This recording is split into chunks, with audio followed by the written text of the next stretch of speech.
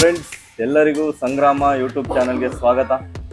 So ಇವತ್ತಿನ topic ಏನಂದರೆ, mutual ಫಂಡಲ್ಲಿ ನಿಮ್ಮೆಲ್ಲರಿಗೂ ತಿಳಿದಿರೋ ಹಾಗೆ ನಮ್ಮ ಪ್ರೀವಿಯಸ್ ವಿಡಿಯೋದಲ್ಲಿ SIP ಬಗ್ಗೆ ತಿಳಿಸಿದ್ದೀವಿ.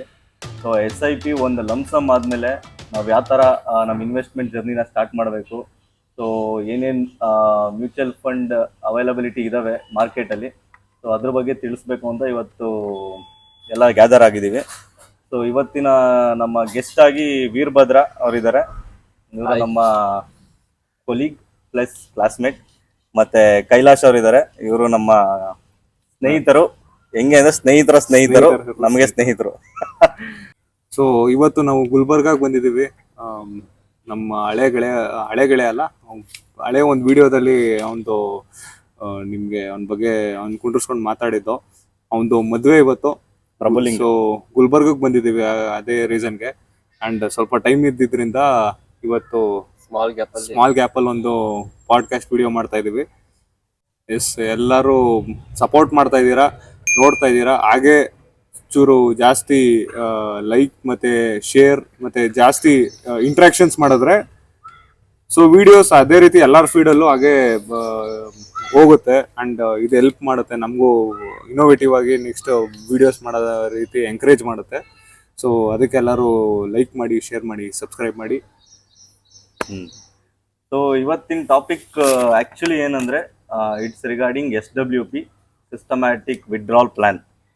ಸೊ ಮ್ಯೂಚುವಲ್ ಫಂಡ್ ಅಲ್ಲಿ ನಮ್ಗೆಲ್ಲರಿಗೂ ಗೊತ್ತಿರಂಗೆ SIP ಬಗ್ಗೆ ಗೊತ್ತು, ಬಟ್ SWP ಬಗ್ಗೆ ಅಷ್ಟು ಯಾರಿಗೂ ಅಷ್ಟು ತಿಳುವಳಿಕೆ ಇಲ್ಲ ಮಾರ್ಕೆಟ್ ಅಲ್ಲಿ. ಸೊ ಅದರಿಂದ ಏನೇನು ಬೆನಿಫಿಟ್ಸ್ ಇದೆ, ಸೊ ಒಂದು ಲಮ್ಸಮ್ ಅಮೌಂಟ್ ಆದ್ಮೇಲೆ ಯಾವ್ಯಾವ ತರ ಅದರಿಂದ ನಾವು ಇನ್ಕಮ್ನ ಜನರೇಟ್ ಮಾಡ್ಬೋದು, ಸೊ ಅದ್ರ ಬಗ್ಗೆ ಮಾತಾಡೋಣ ಅಂತ ಇವತ್ತು ನಾವೆಲ್ಲ ಸೇರಿದ್ದೀವಿ. ಸೊ ಜಸ್ಟ್ ಶಾರ್ಟ್ SWP ಏನಂದ್ರೆ, SWP is nothing but systematic withdrawal plan. Means ನೀವು SIP ಮಾಡ್ತಾ ಒಂದು ಲಮ್ಸಮ್ ಅಮೌಂಟ್ ಆದಮೇಲೆ, for example 1 crore every month ನೀವು ಇಷ್ಟಿಷ್ಟು ಅಮೌಂಟ್ನ ವಿಡ್ರಾ ಮಾಡ್ತಾ ಇರ್ಬೋದು. ಸೊ ವಿಡ್ರಾ ಮಾಡಿದ್ರು ನಿಮಗೆ at the end of 20 years ನಿಮ್ಮ ಹತ್ರ ಒಂದು ಲಮ್ಸಮ್ ಅಮೌಂಟ್ ಇರುತ್ತೆ. ಅದು ಹೇಗೆ ಅಂತ ನಾವು ಮುಂದೆ ಡಿಸ್ಕಸ್ ಮಾಡ್ತೀವಿ. ನೀನು ಹೇಳ್ದಂಗೆ reverse of SIP correct, absolutely correct. ತಿಂಗಳಿಗೆ ಇಷ್ಟು ಇನ್ವೆಸ್ಟ್ ಮಾಡ್ತಾ ಇರ್ತೀರಾ ಸ್ಟಾರ್ಟಿಂಗ್ ನಿಮ್ದು ಇನ್ವೆಸ್ಟ್ಮೆಂಟ್ ಜರ್ನಿಲಿ. ಇಲ್ಲಿ ತಿಂಗಳಿಗೆ ಇಷ್ಟು ಅಮೌಂಟ್ ಅಂತ ವಿಡ್ರಾ ಮಾಡ್ಕೊಂಡು ಹೋಗ್ತೀರಾ. ಅಂಡ್ ಎನಿವೇ ಒಂದು ಲಮ್ಸಮ್ ಅಮೌಂಟ್ ಅಂತ ಇದ್ರೆ ನೀವು ಯಾವ ರೀತಿ ಅದರ್ ಟೈಪ್ ಆಫ್ ರಿಟೈರ್ಮೆಂಟ್ ಪ್ಲಾನ್ಸ್ಗಿಂತ SWP ಹೇಗೆ ಬೆಟರ್ ಅಂತ ನಾವು ಈ ವಿಡಿಯೋದಲ್ಲಿ ಡಿಸ್ಕಸ್ ಮಾಡಬೇಕು ಅಂದ್ಕೊಂಡಿದ್ದೀವಿ. And also how SWP is better than FDನು. ಸೊ ನಮ್ಮ ವೀರಭದ್ರ ಮತ್ತೆ ಕೈಲಾಶ್ ಅವರು ತಿಳಿಸ್ಕೊಡ್ತಾರೆ. So the question is, how does SWP work? So Kailash ಅವರು ನೀವು ಅದ್ರ ಬಗ್ಗೆ ಒಂಚೂರು ಎಕ್ಸ್ಪ್ಲೈನ್ ಮಾಡಿದ್ರೆ. ಸೊ ನೀವು ಹೇಳ್ದಂಗೆ ಮ್ಯೂಚುವಲ್ ಫಂಡ್ ಅಲ್ಲಿ 2 ತರ ಬರುತ್ತೆ, ಒಂದು SIP ಮತ್ತೆ SWP ಅಂತ. ಸೊ SIP ಅಂದ್ರೆ ಎಲ್ರಿಗೂ ಗೊತ್ತಿರಂಗೆ ಸಿಸ್ಟಮೆಟಿಕ್ ಇನ್ವೆಸ್ಟಿಂಗ್ ಪ್ಲಾನ್. ಸೊ ನಾವು ಎವ್ರಿ ಮಂತ್ ಎವ್ರಿ ವೀಕ್ ನಮ್ಗೆ ಅನುಕೂಲ ತಕ್ಕಂಗೆ ನಾವು ಅಮೌಂಟ್ ಹಾಕ್ತಾ ಹೋಗ್ತೀವಿ. ಒಂದು ಯಾವ್ದಾದ್ರು ಮ್ಯೂಚುವಲ್ ಫಂಡ್ ಅಲ್ಲೋ, ಒಂದು ಸ್ಟಾಕ್ ಅಲ್ಲೋ, ಯಾವ್ದಾದ್ರು ಇಂಡೆಕ್ಸ್ ಫಂಡ್ ಅಲ್ಲೋ. ಸೊ ಎಕ್ಸಾಂಪಲ್ಗೆ ಮ್ಯೂಚುವಲ್ ಫಂಡ್ ಅನ್ಕೊಳ್ಳೋಣ. ಒಂದು ಒಳ್ಳೆ ಮ್ಯೂಚುವಲ್ ಫಂಡ್ ಅಲ್ಲಿ ಅದ್ರದ್ದು ಇನಿಷಿಯಲ್ ಹಿಸ್ಟ್ರಿ ಎಲ್ಲ ನೋಡ್ಬಿಟ್ಟು ಸೆಲೆಕ್ಟ್ ಮಾಡಿಬಿಟ್ಟು ಅದ್ರಲ್ಲಿ ಮಂತ್ಲಿ ಒಂದು ನಾವು 10,000 5,000 ಹಾಕೊಂಡು ಹೋಗ್ತಿರ್ತೀವಿ. 20 ವರ್ಷ 10 ವರ್ಷ ಆದ್ಮೇಲೆ ಒಂದು ಲಮ್ಸಮ್ ಅಂತ ಜನರೇಟ್ ಆಗುತ್ತೆ. ಸೊ ಅದು ನಮಗೆ ಅದು ಏನಕ್ಕೆ ಬೇಕಾದ್ರೆ ಯೂಸ್ ಮಾಡ್ಕೋಬಹುದು ನಾವು. 10 ವರ್ಷ ಆದ್ಮೇಲೆ ಒಂದು 50 ಲಕ್ಷ, ಒಂದು 30 ಲಕ್ಷ, ಎಷ್ಟು ಎಕ್ಸಾಂಪಲ್ಗೆ ಒಂದು 30 ಲಕ್ಷ ಅನ್ಕೊಳ್ಳೋಣ. ಸೊ ಅಷ್ಟು ಅಮೌಂಟ್ ಜನರೇಟ್ ಆಗಿರುತ್ತೆ. ಸೊ ಅದು ನಮ್ಗೆ 10 ವರ್ಷ ಆದ್ಮೇಲೆ ಫುಲ್ 30 lakhs ಏನೋ ನಮ್ದು ರೀಸನ್ಗೆ ನಮ್ ಏನಾದರೂ ಒಂದು ಮದುವೆನೋ ಅಥವಾ ಏನೋ ಮನೇನೋ ತಗೋಬೇಕಂತ ಯೂಸ್ ಮಾಡ್ಕೋಬಹುದು. ಇಲ್ಲ ನಮ್ಮ ಹತ್ರ ಎಲ್ಲ ಇದೆ ಅಂದ್ರೆ, ಸೊ ನಮ್ಗೆ ಮಂತ್ಲಿ ಇನ್ಕಮ್ ಬೇಕು ಅಂತಂದ್ರೆ, ಫಾರ್ ಎಕ್ಸಾಂಪಲ್ ಅವಾಗ ನಮ್ದು 10 ವರ್ಷ ಆದ್ಮೇಲೆಲ್ಲ ಏನಾದ್ರು ನಮ್ ರಿಟೈರ್ಮೆಂಟ್ ಆದಾಗ ಸೊ ನಮ್ಗೆ ಒಂದ್ ಯಾವ್ದಾದ್ರು ಮಕ್ಕಳ ಫೀಸ್ಗೆ ಏನಾದ್ರು ದುಡ್ಡು ಬೇಕಂದ್ರೆ ಮಂತ್ಲಿ ನಾವು ತೆಗಿಬಹುದು ಅಮೌಂಟ್. ಸೊ ಅವಾಗ SWP ತುಂಬಾ ಹೆಲ್ಪ್ ಆಗುತ್ತೆ. SWP ಅಂದ್ರೆ ಸಿಸ್ಟಮೆಟಿಕ್ ವಿಡ್ರಾಲ್ ಪ್ಲಾನ್. ಸೊ ಅದರಲ್ಲಿ ಈ ಒಂದು ಅಮೌಂಟ್ ಲಮ್ಸಮ್ ಅಮೌಂಟ್ ಏನು ಜನರೇಟ್ ಆಗಿರುತ್ತೆ, ನಾವು 10 ವರ್ಷ ಏನು ಹಾಕಿರ್ತೀವಿ, ಒಂದು ಲಮ್ಸಮ್ ಜನರೇಟ್ ಆಗಿರುತ್ತೆ. ಅವಾಗ ಮಂತ್ಲಿ ಒಂದು ಅಮೌಂಟ್ ತೆಗಿತಾ ಹೋಗ್ಬೋದು. ಅದು ಎಷ್ಟು ವರ್ಷ ತೆಗಿತೀವಿ, ಒಂದು 10 ವರ್ಷ ತೆಗಿದೀವಿ ಅನ್ಕೊಳ್ಳಿ, ಅದಾದ್ಮೇಲೂ SWP ಅಲ್ಲಿ ಸ್ಟಿಲ್ ನಮ್ಗೆ ಅಮೌಂಟ್ ಉಳಿದಿರುತ್ತೆ. ಅದನ್ನ ನಾನು ಕ್ಯಾಲ್ಕುಲೇಷನ್ ಅಲ್ಲಿ ಎಕ್ಸ್ಪ್ಲೇನ್ ಮಾಡ್ತೀನಿ, ಎಷ್ಟು ಅಮೌಂಟ್ ಹಾಕಿದ್ರೆ ಎಷ್ಟು ಅಮೌಂಟ್ ಉಳಿಯುತ್ತೆ ಅಂತೆಲ್ಲ. ಬಟ್ ಇದು ವರ್ಕ್ ಆಗೋದು ಈ ತರ. ನಿಮಗೆ ಮ್ಯೂಚುವಲ್ ಫಂಡ್ ಸ್ಟ್ಯಾಂಡರ್ಡ್ ರಿಟರ್ನ್ಸ್ 10% 100% ಇದ್ದೇ ಇರುತ್ತೆ. ಎಂತ ನೆಗೆಟಿವ್ ಮಾರ್ಕೆಟ್ ಆಗಲಿ over long period of time like 10 ವರ್ಷ ಎಲ್ಲ ತಗೊಂಡ್ರೆ ನಿಮಗೆ CAGR ಅಂದ್ರೆ ಕಾಂಪೌಂಡ್ ಆನ್ಯುವಲಿ ಗ್ರೋತ್ ರೇಟ್ ನಿಮಗೆ 10-12% ಇದೆ ಸಿಗುತ್ತೆ. ಆಮೇಲೆ ಇದು 12% ಅನ್ನೋದು ಏನ್ ಹೇಳ್ತಿದ್ದೀನಲ್ಲ, ಲೈಕ್ ಅದು ಹಿಸ್ಟಾರಿಕಲ್, ಲೈಕ್ ಫುಲ್ ಸ್ಟಡಿ ಮಾಡಿ ಒಂದು ಎವರೇಜ್ ಇಂಟ್ರೆಸ್ಟ್ ರೇಟ್, ಲೈಕ್ ಅದಕ್ಕಿಂತ ಜಾಸ್ತಿ ಇರ್ಬೋದು, ಬಟ್ ಕಡಿಮೆ ಅಂದ್ರೆ ಇಲ್ಲಿವರೆಗೂ ಲೈಕ್ ಎವರೇಜ್ ಮಾಡಿದಾಗ ಲೈಕ್ 12% ಬಂದಿರೋ ಡೇಟಾ. ಓಕೆ. ಸೊ ನೀವು ಹೇಳ್ದಂಗೆ ಕ್ಯಾಲ್ಕುಲೇಷನ್ ತೋರಿಸ್ತೀನಿ ಅಂದ್ರೆ ಲೈಕ್ ರಫ್ ಫಾರ್ 1 crore ನಮ್ಮ ಹತ್ರ ಲಂಸಮ್ ಇದೆ. ಸೊ ಅದನ್ನ ಒಂದು ಕ್ಯಾಲ್ಕುಲೇಷನ್ ತೋರಿಸ್ತೀರಾ ಹೆಂಗಾಗುತ್ತೆ ಅಂತ?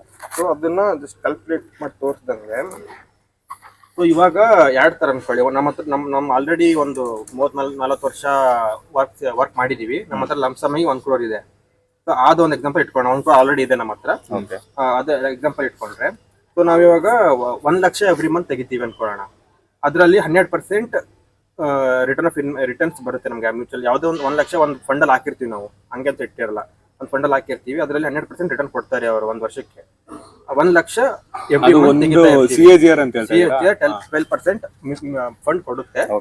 ಸೊ ನಾವು 1 ಲಕ್ಷ ನಮ್ಗೆ ರೆಗ್ಯುಲರ್ ಮಂತ್ಲಿ ಇನ್ಕಮ್ ಬೇಕು. ಸೊ ಅದನ್ನ ನಾವು 10 ವರ್ಷ ಕಂಟಿನ್ಯೂ ಎವ್ರಿ ಮಂತ್ 1 ಲಕ್ಷ ತೆಗೆದ್ರೆ ನಮ್ಗೆ at the end of 10 year 1.2 crore ತೆಗ್ದಂಗೆ ಆಗುತ್ತೆ. ಬಟ್ ಆ 1 ಕೋಟಿ ಇನ್ವೆಸ್ಟ್ಮೆಂಟ್ ಏನೋ ಮಾಡಿದೀವಿ, ಅದರಲ್ಲಿ 1.2 crore ಎವ್ರಿ ಮಂತ್ 1 ಲಕ್ಷದ ಪ್ರಕಾರ 1.2 crore ತೆಗ್ದಿದೀವಿ. ಇನ್ನು 88,65,478 ಮಿಕ್ಕುತ್ತೆ ಅದರಲ್ಲಿ. ಅದೇ 15 yearsಗೆ ಎವ್ರಿ ಮಂತ್ 1 ಲಕ್ಷ ತೆಗೆದ್ರೆ 1.8 crore ತೆಗ್ದಂಗೆ. ಬಟ್ ಸ್ಟಿಲ್ ನಮಗೆ 75,89,874 ಮಿಕ್ಕುತ್ತೆ. 20 years ಇಟ್ಕೊಂಡ್ರೆ 20 yearsಗೆ ಎವ್ರಿ ಮಂತ್ 1 ಲಕ್ಷ ತೆಗೆದ್ರೆ 2.4 crore ತೆಗ್ದಂಗೆ ಆಗುತ್ತೆ. ಬಟ್ ಅಂಡ್ ಇದು ಹೆಂಗಂದ್ರೆ ಎವ್ರಿ ಮಂತ್ ಫಾರ್ ಎಕ್ಸಾಂಪಲ್ 1 ಕೋಟಿ ಆಲ್ರೆಡಿ ಇನ್ವೆಸ್ಟ್ ಮಾಡಿದೀವಿ. ಫಸ್ಟ್ ಮಂತ್ ನಾನು 1 ಲಕ್ಷ ತೆಗಿತೀನಿ, ಉಳಿದ 99,90,99,99,000 ಇದು 90,000 ಉಳಿದಿರುತ್ತಲ್ಲ, ಅದು ಅಮೌಂಟ್ ಅಗೇನ್ ಇನ್ವೆಸ್ಟ್ ಆಗುತ್ತೆ. ಹಂಗಾಗಿ ಅದು ನಮ್ಗೆ ಅಮೌಂಟ್ ಫುಲ್ ಖಾಲಿ ಆಗಲ್ಲ, ಹಂಗಾಗಿ ಉಳಿದಿರುತ್ತೆ ಬ್ಯಾಲೆನ್ಸ್. ಸೊ ಇದು 1 ಲಕ್ಷ ತೆಗೆದ್ರೆ ಇನ್ನೊಂದು 50,000 ವಿಡ್ರಾ ಮಾಡಿದ್ರೆ ಎಷ್ಟು ಬರುತ್ತೆ ಅಂತ. ಸೊ 50,000 ಎವ್ರಿ ಮಂತ್ ನಾವು ವಿಡ್ರಾ ಮಾಡ್ತೀವಿ. 10 ವರ್ಷಕ್ಕೆ ವಿಡ್ರಾ ಮಾಡಿದ್ರೆ ಅದು ನಮಗೆ 60 lakhs ವಿಡ್ರಾ ಮಾಡ್ದಂಗೆ ಆಗುತ್ತೆ 10 ವರ್ಷಕ್ಕೆ. ಬಟ್ ನಮ್ಮ ಹತ್ರ ಎಷ್ಟು ಉಳಿಯುತ್ತೆ at the end of 10 years? 1,99,61,980 rupees. ನಮಗೆ ಡಬಲ್ ಆಗ್ತಾ ಇದೆ. ವಿಡ್ರಾ ಮಾಡೋರು ನೀನು ಎವ್ರಿ ಮಂತ್ 50,000 ವಿಡ್ರಾ ಮಾಡಿದ್ರು at the end of 10 year ನಿಮ್ಮ ಅಮೌಂಟ್ 1 ಕೋಟಿ ಇರೋದು 2 ಕೋಟಿ ಆಗ್ಬಿಡುತ್ತೆ. ಅದೇ 15 ವರ್ಷಕ್ಕೆ ಇಟ್ಕೊಂಡ್ರೆ 3 ಕೋಟಿ ಆಗುತ್ತೆ. ಬಟ್ ನಾವು ಸ್ಟಿಲ್ ನಾವು 90 lakhs ವಿಡ್ರಾ ಮಾಡಿರ್ತೀವಿ, ಬಟ್ ಸ್ಟಿಲ್ ಅದು 3 ಕೋಟಿ ಆಗಿರುತ್ತೆ ಲಂಸಮ್. 20 yearsಗೆ 1.2 crore ವಿಡ್ರಾ ಮಾಡ್ದಂಗೆ ಮಾಡಿರ್ತೀವಿ, ಬಟ್ ಅದು 5 crore ಆಗುತ್ತೆ. 1 crore investment 5 crore at the end of 20 years. ಅದು ಮಿಕ್ಕುತ್ತೆ. ನಾವು ಬದುಕಿದ್ರೆ ನಾವು ಎಂಜಾಯ್ ಮಾಡ್ಬೋದು, ಇಲ್ಲ ಫ್ಯಾಮಿಲಿ ಕೊಡ್ಬೋದು. ಅಂದ್ರೆ ನಿಮ್ಮ ಹತ್ರ ಇವತ್ತಿಗೆ 1 ಕೋಟಿ ಇದೆ, 50,000 ತೆಗೆದ್ರು ಎವ್ರಿ ಮಂತ್ 50,000 ಆಫ್ಟರ್ 20 years ನಿಂದ ಅದು 5 ಕೋಟಿ ಆಗಿರುತ್ತೆ. ಅಂಡ್ ದೆನ್ ಖಾಲಿನೇ ಆಗಲ್ಲ. 1.2 crore ವಿಡ್ರಾ ಮಾಡಿರ್ತೀಯ. ಅಂಡ್ ಇನ್ನೊಂದೇನ್ ಗೊತ್ತಾ, ಲೈಕ್ ಪ್ರತಿ ಮಂತ್ 1 ಲಕ್ಷ ನೀನ್ ಆ ಟೈಮ್ಗೆ ಏನ್ ಸ್ಪೆಂಡ್ ಮಾಡ್ತೀಯಲ್ಲ, ಅದು ನಿಂದು ಫ್ಯಾಮಿಲಿ ಎಕ್ಸ್ಪೆನ್ಸ್ ನ ಮೇಂಟೈನ್ ಮಾಡಕ್ ತಾನೆ. ಕರೆಕ್ಟ್. ಅದು ಮೋರ್ ಕ್ರೂಷಿಯಲ್ ಇರುತ್ತೆ ನಿಮ್ಗೆ ಆಫ್ಟರ್ 20 years ನಿನ್ಗೆ ಬರೋ ಅಮೌಂಟ್ ಗಿಂತ ಮೋರ್ ಕ್ರೂಷಿಯಲ್. ಮತ್ತೆ ಲೈಕ್ ಇವಾಗ 1 ಲಕ್ಷ ಇರೋ ವ್ಯಾಲ್ಯೂ ಇನ್ 20 ವರ್ಷ ಆದ್ಮೇಲೆ ಸೇಮ್ ವ್ಯಾಲ್ಯೂ ಇರಲ್ಲ. ಯಾಕಂದ್ರೆ ಮುಂಚೆ ಲೈಕ್ 10 ವರ್ಷದಿಂದ 10,000 ಏನ್ ವ್ಯಾಲ್ಯೂ ಇತ್ತಲ್ಲ, ಇವಾಗ ಅದು 1 ಲಕ್ಷಕ್ಕೂ ಇಲ್ಲ, ಆ ತರ ಆಗಿದೆ. ಇನ್ಫ್ಲೇಷನ್ ಕನ್ಸಿಡರ್ ಮಾಡಿದ್ರೆ ಲೈಕ್ SWP ಲೈಕ್ ಒಳ್ಳೆ ರಿಟರ್ನ್ಸ್ ಅಂತ ಕನ್ಸಿಡರ್ ಮಾಡಬಹುದು. So after 20 years 50,000 for Vikram ಹೇಳ್ದಂಗೆ ಲೈಕ್ ಫ್ಯಾಮಿಲಿ ಎಕ್ಸ್ಪೆನ್ಸಸ್ ನೋಡ್ಕೊಳಕ್ಕೆ. ಇವಾಗ 50,000 ಇದೆ ಅಂದ್ರೆ ಲೈಕ್ ನಾವು ಆರಾಮ್ಸೆ ಲೀಡ್ ಮಾಡಬಹುದು. ಬೇಸಿಕ್ ಆಗಿ ಆರಾಮ್. ಬಟ್ ಅದು ಬೆಂಗಳೂರು ಅಂತ ಸಿಟಿ ಎಲ್ಲ ಆಗಲ್ಲ. ಬಟ್ ಓಕೆ, ಇದು ಇದ್ರ ಮೇಲೆ ನಾವು ಡಿಪೆಂಡ್ ಆಗಿರಲ್ಲ. ಇನ್ನೊಂದು ಇದ್ರ ಮೇಲೆ ಡಿಪೆಂಡ್ ಆಗಿರಲ್ಲ. ನಮ್ದು ಇನ್ನೊಂದು ಇನ್ಕಮ್ ಇರುತ್ತೆ. ಕರೆಕ್ಟ್. ಇಲ್ಲೊಂದು ಒಂದ್ ಕಡೆ ಸೋರ್ಸ್ ಆಫ್ ಇನ್ಕಮ್ ಇದ್ದೇ ಇರುತ್ತೆ. ಇದು ಒಂದು ಎಕ್ಸ್ಟ್ರಾ ಇನ್ಕಮ್, ಪ್ಯಾಸಿವ್ ಇನ್ಕಮ್ ತರ ಆಡ್ ಆಗುತ್ತೆ. ಸೊ ಇನ್ನೊಂದು ಕ್ವಶನ್ ಏನಂದ್ರೆ, ಈಗ ಈ 1 crore ನಾವು ಕ್ಯಾಲ್ಕುಲೇಟ್ ಮಾಡಿರೋದು ಇವತ್ತಿನ ದಿನಕ್ಕೆ. ಇನ್ನ 20 years ಗೆ 1 crore ವಿತ್ ಇನ್ಫ್ಲೇಷನ್ ಆದ್ರೆ 1 crore will not be 1 crore ಅಲ್ಲ. ಮತ್ತೆ 5% ಇದೆ ಅಂತಂದ್ರು 5% ಎವ್ರಿ ಇಯರ್ ಇದೆ ಅಂತಂದ್ರು 1 crore ಆಗಿರಲ್ಲ. That is there. But this is again ನಾವು ಯಾವಾಗ ನೋಡ್ಬೇಕಾಗಿರೋದು ಎಷ್ಟು ಟೈಪ್ಸ್ ಆಫ್ ಇನ್ವೆಸ್ಟ್ಮೆಂಟ್ಸ್ ಇದೆ ಅಂತ. Mutual fund is one of the investment, FD is one of the investment, stock is one of the investment.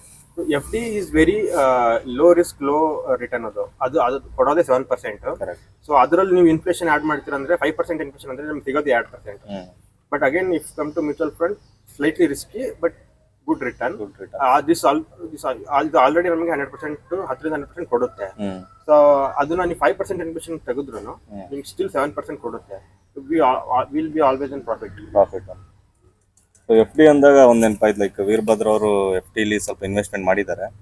So ನಿಮ್ಮ ಅನಿಸಿಕೆಯಲ್ಲಿ F D ಬೆಸ್ಟಾ ಇಲ್ಲ SWP ಬೆಸ್ಟಾ, considering 6.5 interest rate for both SIP and FD?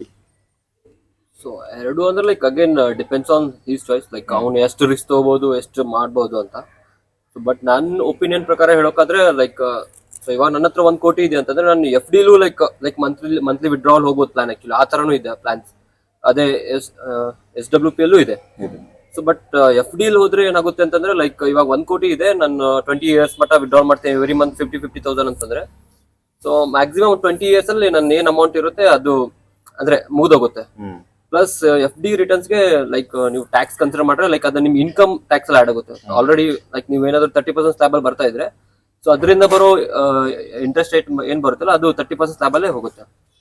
But ಅದೇ ನೀವು SWP ಬಂದ್ರೆ ಇವಾಗ 1 ಕೋಟಿ ಡೆಪಾಸಿಟ್ ಮಾಡಿದೀನಿ, ಮಂತ್ಲಿ ನಾನು ಏನಾದ್ರು ಈ ತರ 50,000 1 lakh ವಿಡ್ರಾಲ್ ಮಾಡ್ತಾ ಹೋದ್ರೆ ಬಟ್ 20 years ಗೆ ನಾನು ಮಂತ್ಲಿ ವಿಡ್ರಾ ಮಾಡ್ಕೊಂಡು ಹೋದ್ರು ಕೂಡ ನನ್ನ ಹತ್ರ 20 years ಆದ್ಮೇಲೆ ಲೈಕ್ 12% ನಾನು ಏನಾದ್ರು ರಿಟರ್ನ್ಸ್ ಕನ್ಸಿಡರ್ ಮಾಡ್ರೆ ಲೈಕ್ ಅಟ್ ಲೀಸ್ಟ್ ನನ್ನ ಹತ್ರ ಮತ್ತೆ 2 ರಿಂದ 3 ಕೋಟಿ ನನ್ನ ಹತ್ರ ಉಳಿದಿರುತ್ತೆ.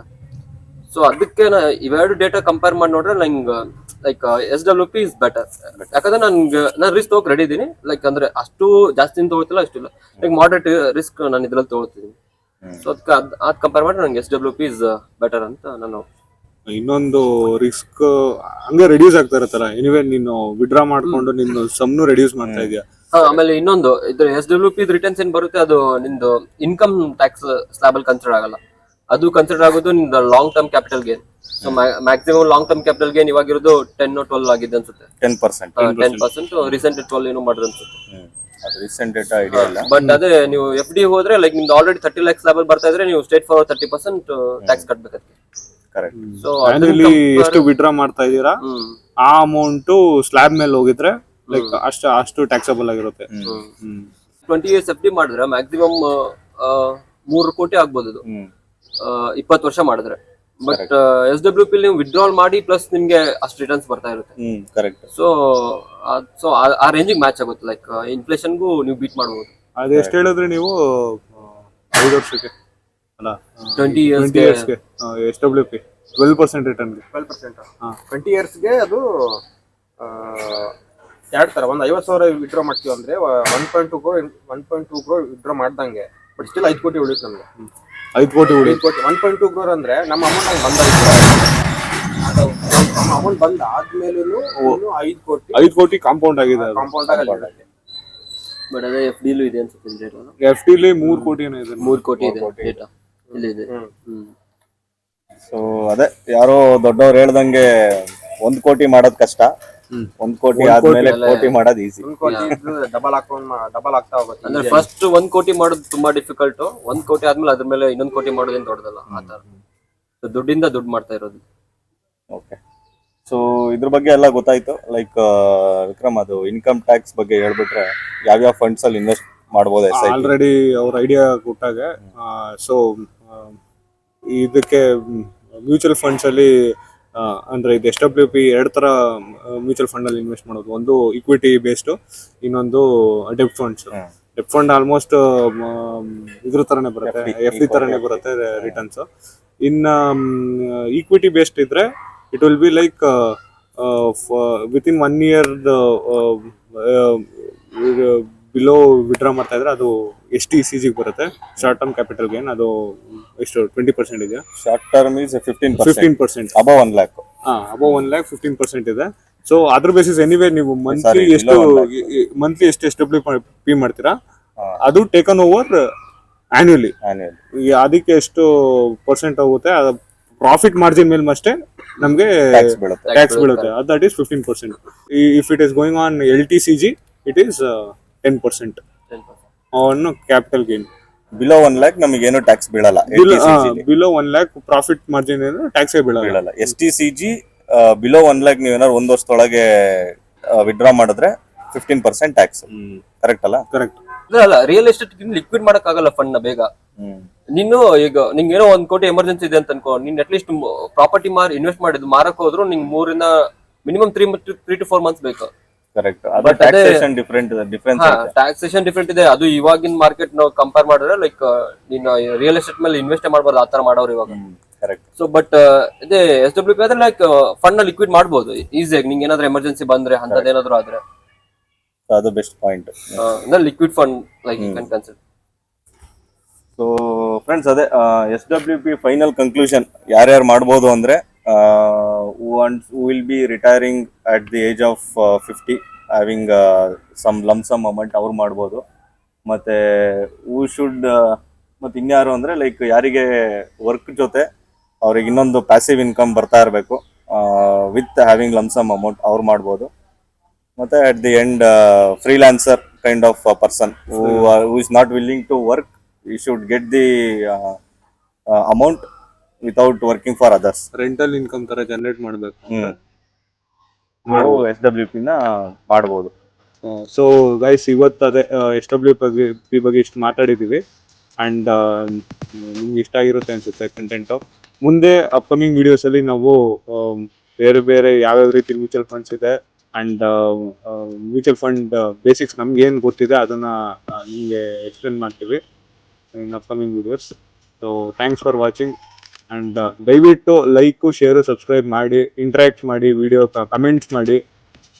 ಸೊ ಬೆಳೆಸಿ. Thank you. Thank you friend.